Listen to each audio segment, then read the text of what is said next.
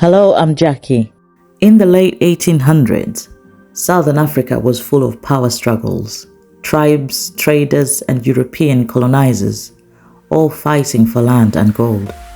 At the heart of it stood King Lobengula, ruler of the Matabele kingdom, what is now known as Zimbabwe.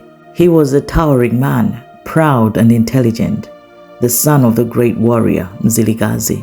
His people called him the Lion, because when he spoke, the ground seemed to listen. Lobengula wanted peace. He traded cattle for guns, protected his borders, and welcomed a few European visitors, as long as they respected his rule. But in 1888, three men arrived claiming to be friendly businessmen. They said they wanted mining rights on one small piece of land. They brought gifts, spoke politely, and offered papers written in English, which Lobengula couldn't read. He signed, thinking it was a limited agreement, but what he had signed was a treaty giving away his entire kingdom to British settlers. When he discovered the betrayal, it was too late. Cecil Rhodes and the British South Africa Company used that document to invade Matabele land. Lobengula tried to fight back, but his army's spears and few rifles were no match to modern machine guns.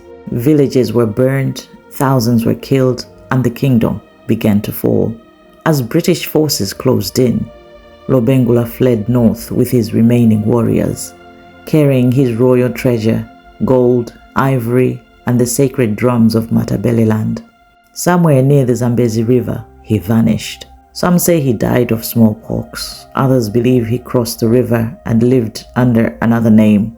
Watching his land from afar, the treasure was never found. To this day, no one knows where King Lobengula is buried. But in Zimbabwe, elders still say his spirit guards the land.